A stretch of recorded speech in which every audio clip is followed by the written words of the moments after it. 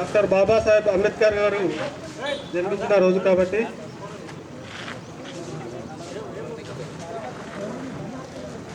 సమాజంలో అసమానతలను తొలగించి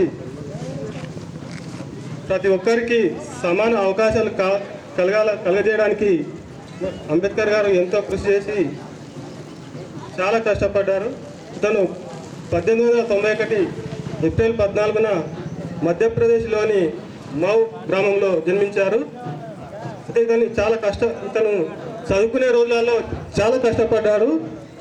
అయితే స్కూల్కి వెళ్ళిన టైంలో కూడా అతను బడిలోకి రానియకపోతే బయట ఉండి కిటికీలోంచి తొంగి చూసి నేర్చుకొని తన జ్ఞానాన్ని ఇంకా ముందుకు పెంపొందించుకొని సమాజానికి మంచి చేయాలనే కృషితోటి పట్టుదలతోటి ఎంతో కష్టపడి చదివి అయితే తర్వాత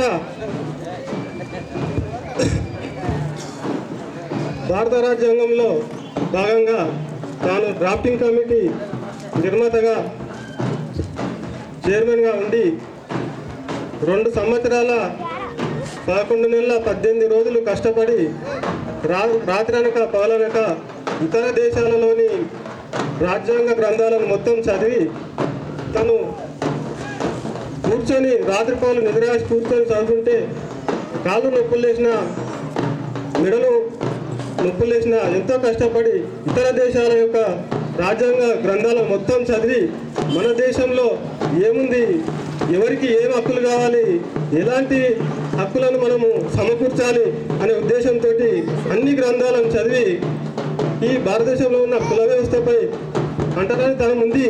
ఈ అంటరానితనం నిర్మించాలంటే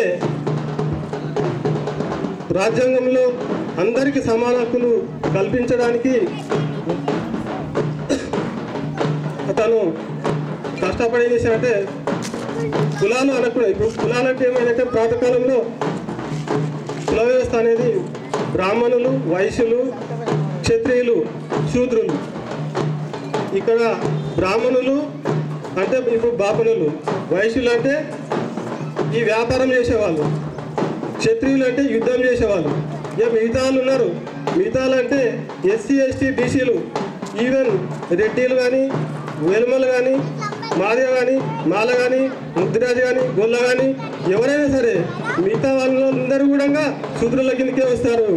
కాబట్టి ఈ అందరికీ సమాన అవకాశాలు కలగాలంటే తప్పకుండా ఎవరి జనాభా ఎంత ఉంది, ఆ జనాభా ప్రాతిపదికన ఎవరెవరికి ఎంత శాతం రిజర్వేషన్ ఇవ్వాలనేది పొందుపరిచి రాజ్యాంగంలో అమలయ్యే విధంగా చాలా కృషి చేసింది. కాబట్టి అతను తప్పకుండా మనము స్మరించుకోవాలి. భవిష్యత్తులో కూడా ఈ ముందు తరాలకు రాజ్యాంగ విలువలను తెలియజేయాలని తప్పకుండా ఏం చేయాలంటే ఇప్పుడున్న generation correct చదువుతలేరు.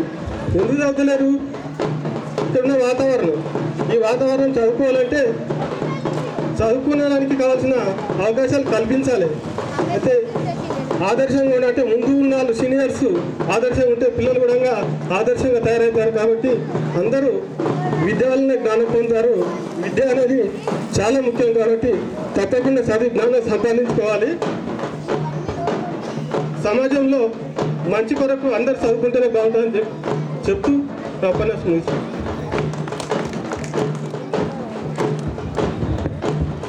Thank you sir.